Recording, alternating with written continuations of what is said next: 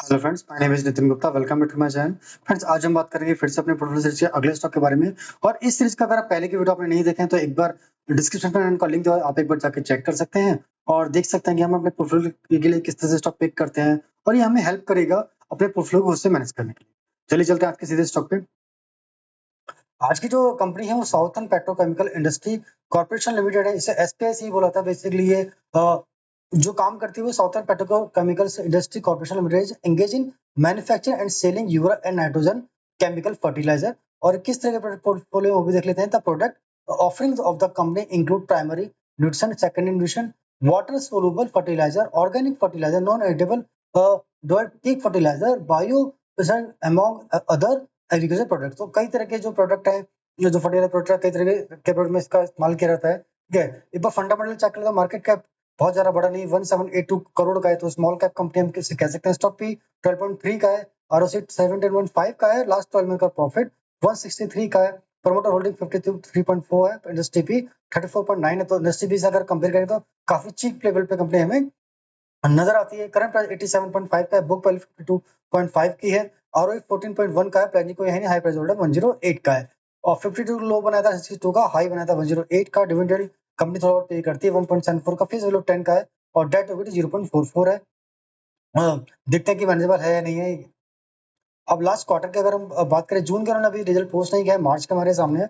तो 672 करोड़ का जो सेल्स था वो घटकर 125 की हो गई थी और जो नेट प्रॉफिट है वो 25 से बढ़कर माइनस में 24 हो गया। उसका सिंपल सा रीजन क्या आता है, देखो सेल तो बढ़ी, ठीक है, बट उसके साथ उन्होंने एक्सपेंस भी इनके कम हो गए और यहाँ पे 22% का जो प्रॉफिट आठ मार्जिन आप ऑपरेटिंग प्रॉफिट 8% का था वो 22% का हुआ। तो यहाँ तक पॉजिटिव है। अब यहाँ पे -36 है। -36 क्या है, अगर आप यहाँ पे देखोगे अदर इनकम में तो -48.6 यानी 48 करोड़ 61 लाख एक्सपेंसिव आइटम का इन्होंने कुछ लॉस बुक किया है। उसके डेट आप यहाँ पे जाके चेक कर सकते हैं। मैं आपको बता देता हूँ, एक्चुअली दिसंबर 23 में कहीं इनके जो फैक्ट्री है वहां पे फ्लड आया था। फ्लड की वजह से वो काफी टाइम तक वो जो फैक्ट्री इनकी शट डाउन रही थी और काफी कुछ लॉस पे था। तो उस लॉस को इन्होंने पूरा का पूरा जो लॉस हुआ था उसको सारा इन्होंने इसमें डाल दिया। तो वो वन टाइम लॉस इन्होंने यहाँ पे दिखाया। अगर वो वन टाइम लॉस नहीं होता तो ये क्या कहते हैं, यहाँ से पॉजिटिव ही होता, क्योंकि यहाँ पे आप देखो अदर इनकम 12.32 करोड़ है, 48.6, तो ये ऐसे यहाँ पे नजर में आती। ठीक है, तो यहाँ पे 27 को जोड़ सकते हैं और इसको भी अगर यहाँ पे 12 होता तो 39 पॉइंट समथिंग यहाँ पे नजर आता और 21 इनका इंटरेस्ट इन्होंने थोड़ा ज़्यादा पे किया क्योंकि इन्होंने हो सकता है इन्वेस्टमेंट वगैरह कुछ बढ़ाया हो। ठीक है, इसलिए ये यहाँ पे माइनस में नजर नहीं आता, प्लस में नजर आता है, पर वन टाइम लॉस की वजह से यहाँ पे माइनस में नजर आया।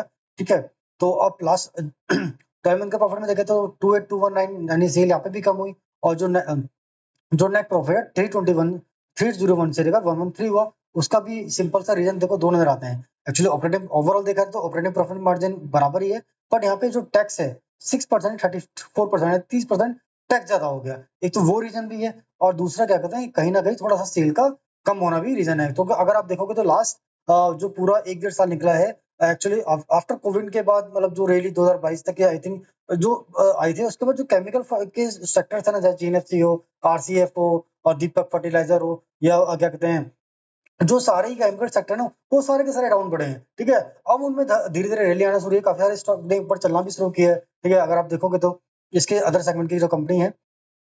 ठीक है, अब बैलेंस शीट की बात करें तो बैलेंस शीट में 204 करोड़ का इक्विटी कैपिटल है और जो रिजर्व है 872 करोड़ का है और बोरिंग 471 का है। ठीक है, 652 का फिक्स एसेट है, सीड फ्लो भी 34 का है और इन्वेस्टमेंट है 36 का। तो अगर देखा तो बैलेंस शीट स्ट्रॉन्ग नजर आती है, जो बोरिंग है वो मैनेजेबल नजर में आती है। ठीक है, अब शेयर होल्डिंग पैटर्न की बात करें तो 53.38 प्रमोटर के पास है और प्रमोटर का आप देखोगे तो अगर 1 2 3 4 5 6 7 8 9 10 तो 12 कटर का हमारे पास सामने है और 12 कटर में प्रमोटर ने हिस्से को बढ़ाया है, कम नहीं किया। ठीक है, तो ये एक अच्छा साइन होता है जब प्रमोटर अपनी शेयर खरीद बढ़ा रहे होता है, तो उनको कहीं ना कहीं कॉन्फिडेंस होता है कि जो हमारा जो आगे का फ्यूचर ग्रोथ को लेकर, फ्यूचर के ऑपरेटिंग प्रॉफिट मार्जिन को लेकर, इसलिए वो धीरे-धीरे जैसे जब भी उनका अपनी कंपनी के जो वैल्यू चीप नजर आते हैं, वो धीरे-धीरे उसको जो उनके पास कैश होता है उससे वो खरीदना शुरू करते हैं।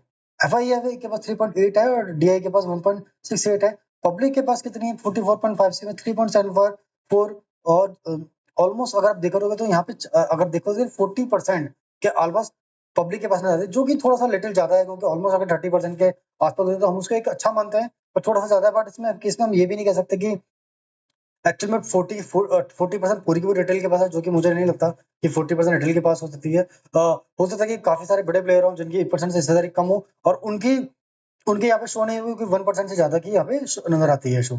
और कौन कॉल का इन्होंने कमेंट कोई दिया नहीं हुआ, और डिविडेंड ये इन्होंने रिकमेंड किया था जो लास्ट क्वार्टर रिजल्ट के बाद, वो कितना था, वो डिविडेंड था हाँ 1 रुपए, ₹1.5 डिविडेंड था। अगर आप देखो तो करंट प्राइस से ऑलमोस्ट 1.5% से थोड़ा सा कम डिविडेंड भी नजर में आता है। अब एक बार इसका टेक्निकल चार्ट देख लेते हैं। टेक्निकल का देखो, ये बहुत प्यारा सा कव विद हैंडल का पैटर्न बना हुआ था, जिसका ब्रेकआउट भी हुआ था, बट जो रिजल्ट खराब है उसकी वजह से वो ये कव, ये इसका हैंडल, अगर आप इसको जूम करके देखते हैं हम लोग, तो यहाँ पे इसका ब्रेकआउट ऑलरेडी हो गया था और ब्रेकआउट कंफर्म भी हुआ था। ये ब्रेकआउट कैंडल थी और ये ब्रेकआउट कंफर्म भी हो गया था। अगर हम इसको ब्रेकआउट कैंडल पाते तो यहाँ पे ब्रेकआउट कंफर्म हो गया था, बट उसके बाद फिर नीचे आया, टेस्ट के ऊपर गया, बट उसके बाद जब रिजल्ट खराब आया तो उसकी वजह से क्या कहते हैं थोड़ा सा प्रेशर में है, मगर उसके बाद वापस से ये एक टेस्ट लेके और एक क्या कहते हैं यहाँ से सपोर्ट से रीटेस्ट करके वापस ने ऊपर चलना शुरू कर दिया है। तो मुझे मोस्ट प्रोबेबली फिर कोई डाउट नहीं है कि ये जो यहाँ पे टेक्निकल टारगेट निकल कर आएगा, इसमें ये वो अचीव नहीं होगा। मार्क कर लेते हैं एक बार टारगेट।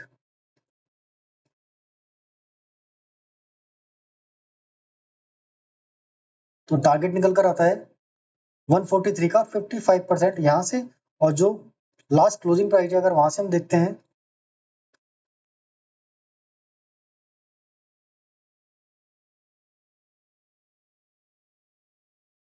ऑलमोस्ट 63.46% का गेन नजर में आता है। और अभी क्वार्टर का रिजल्ट भी नहीं आया है, और जो मुझे लगता है कि क्वार्टर का रिजल्ट अगर, क्योंकि लास्ट